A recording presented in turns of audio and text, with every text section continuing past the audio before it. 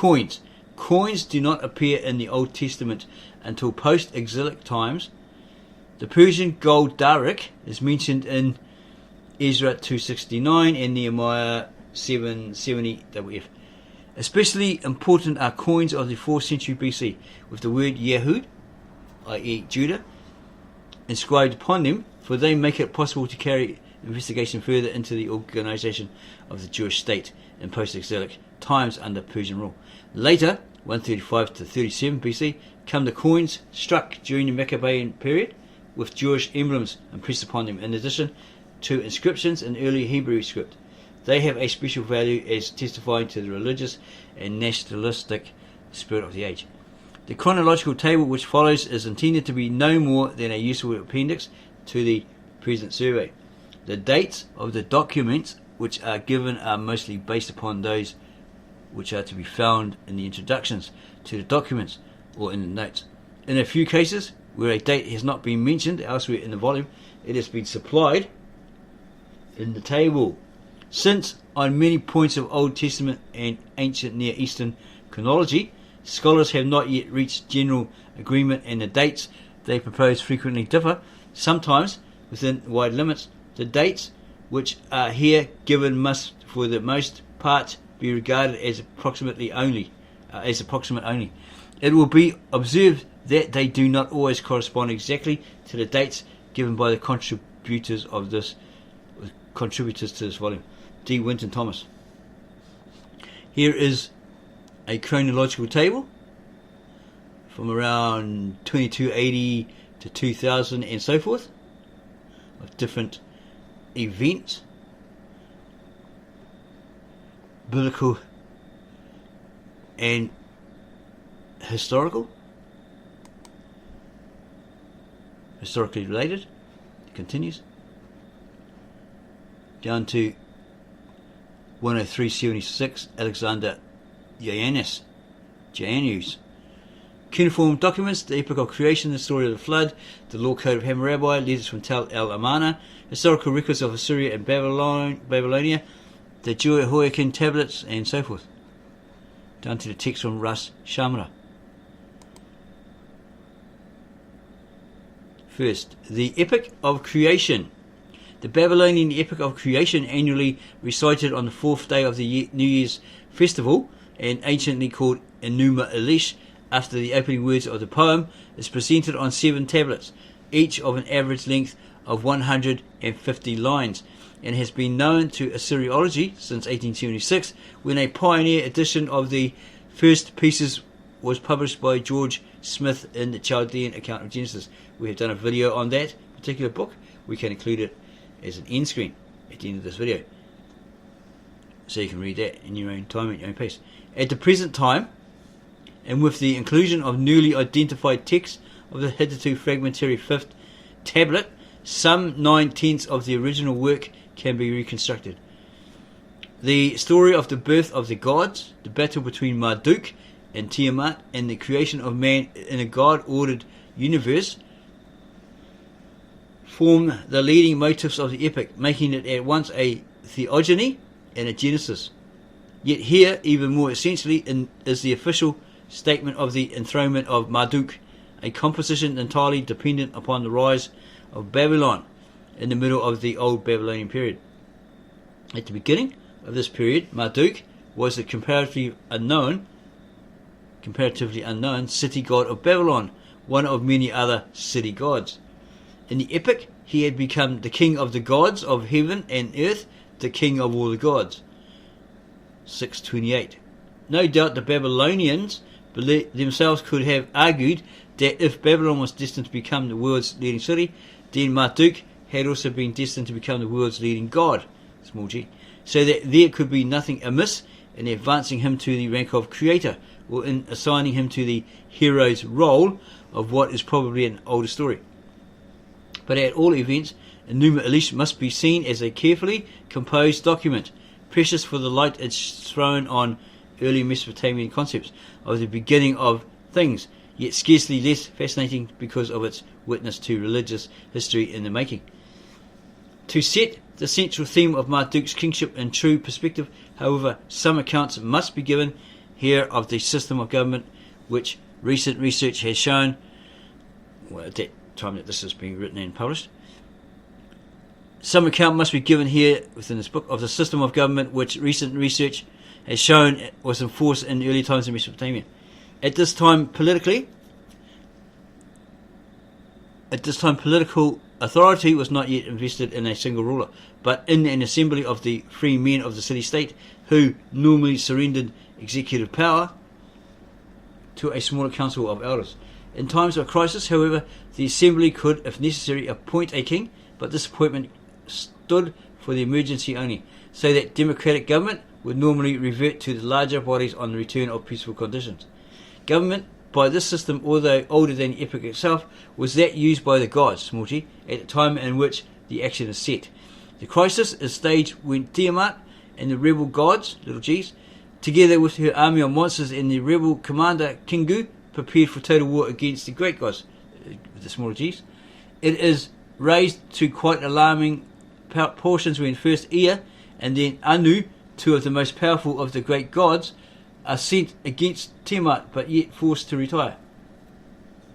And then with total destruction imminent, the divine assembly is called and the young Marduk proclaimed king for the emergency. By his hand Tiamat is slain, the host captured, and the rebel gods forced into servitude in the employ of their masters. But here is not, as has been stated, a dramatic height such that all that follows is anticlimax. For when the wonders of Marduk's creation are completed, and the divine assembly once again convened, it is not to revoke the crisis appointed which they had earlier made. Marduk is confirmed in his position as king. He is proclaimed king forever. Thus the final scene of the epic is the most significant of all. One other aspect of the epic calls for special mention. The action of the poem takes place in the universe, and we may usefully consider this as a stage. But the gods of the drama are not only personalities who walk the stage, they are also personifications. So for that we just kicked something and it made it bigger. Okay.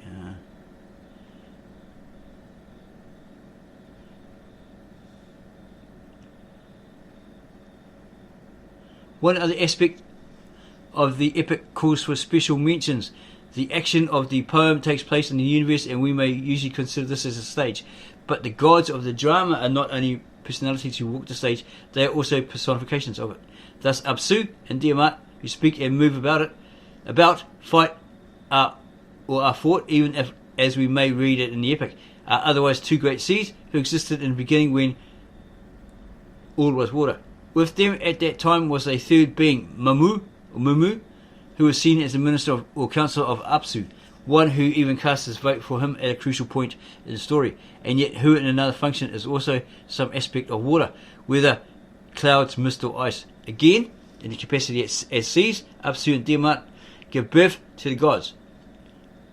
I-9. And all these take active part according to their personalities in the great battle against Tiamat. But such gods we could call today matter, for these are born the Silts, there's a question mark there, Lahamu, and horizons, Ansha, Kisha, and in subsequent generations the sky, Anu, and the earth, air.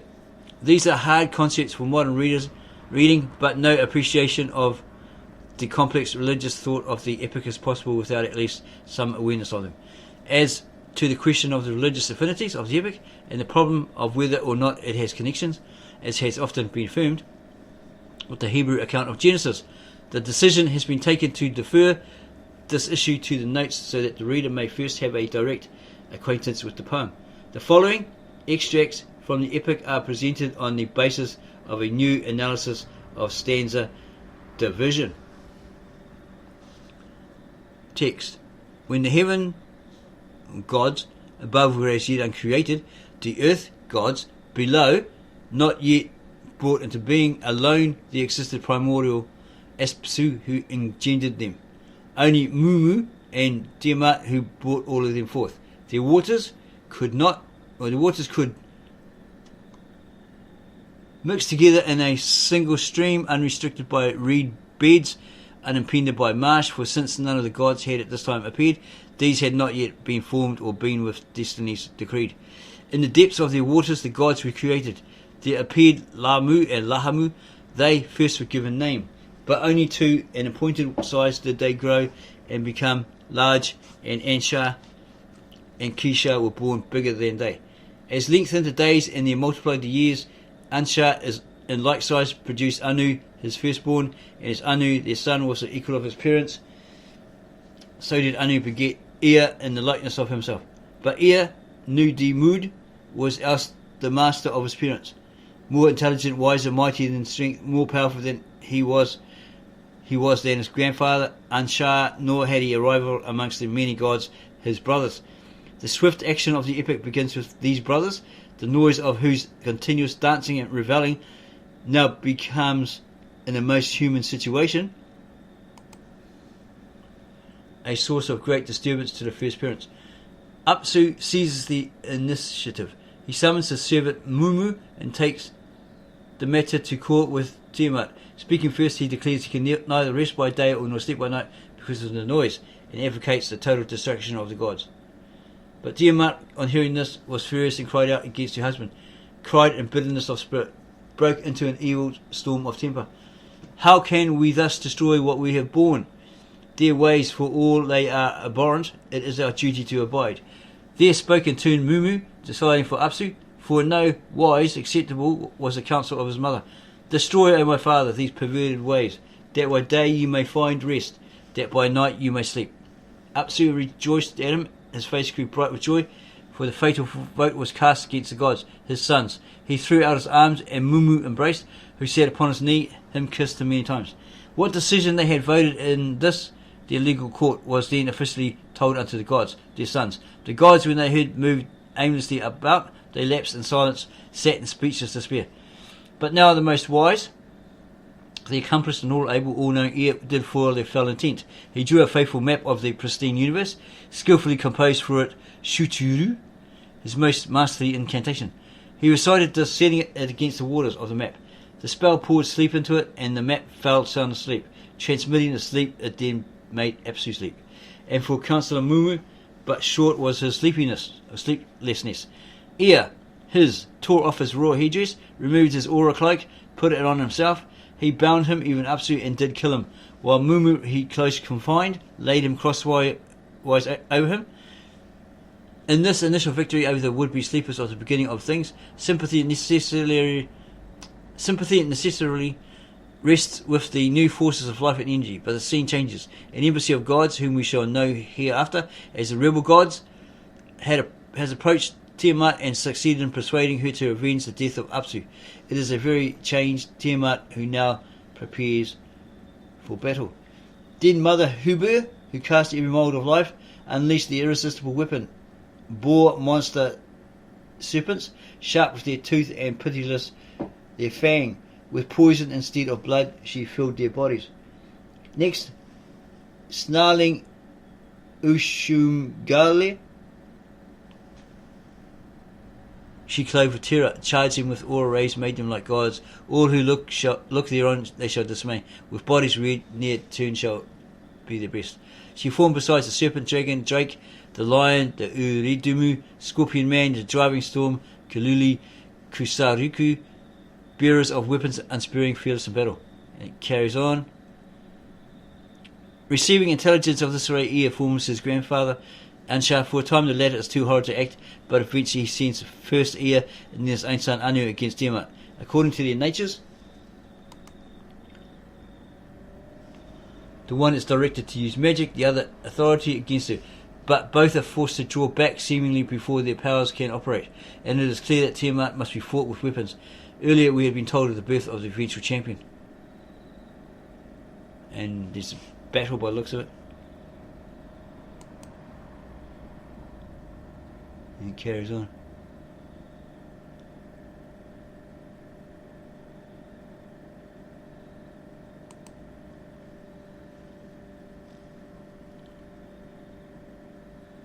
The rebel gods, and so to describe them for the last time, are now assigned to new and responsible tasks in heaven and the underworld. But first they must build Marduk's Babylon, and out of gratitude for their deliverance they seek permission to alter radically the original place.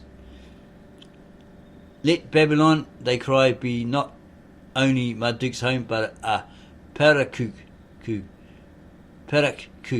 a sanctuary, a great religious centre for gods and men. Amen. Delighted approval is given and allowed also to choose their own designs. The gods commence building.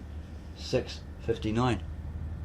They build the great temple Isangila, Marduk's dwelling place, called a Paramahu, where he might also receive his family and guests, dwellings for the great gods, and finally their own abodes for the annual gathering at the new year. In Isangila, the final scenes of the epic are set. Here the destinies, the eternal, unchangeable states of things are determined, and in a long ceremony which ends with the reciting of his 50 names, the destiny or status of Marduk himself is determined, and thus also in full assembly of gods he is confirmed for ever in his appointment as king. And at a point where we may briefly join this great ceremony, Anu has just determined the destiny of Marduk's bow, according it an eternal permanence in 3 forms: weapon, rainbow, and bowstar. After Anu had determined the 3 existent states of bow, he set in place the throne of kingship, Maha Ili Shakat. Anu seated him thereon in the assembly of gods, who proceeded to affirm Marduk's eternal rank as king.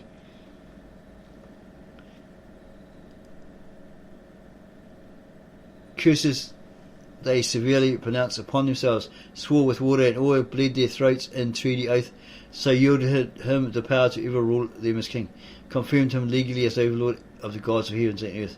Then Ansha did extol, did proclaim his name Asaluhi. At the using of this name, let us bow down in reverence. Upon the opening of his mouth, be all other gods silent. His commandment shall be preeminent above and below. Be exalted our son, even he who avenged us. Let his authority be supreme, be it second to none, and let him act as the shepherd of mankind, as creatures, who, unforgetting to later ages, shall ever tell of his deeds.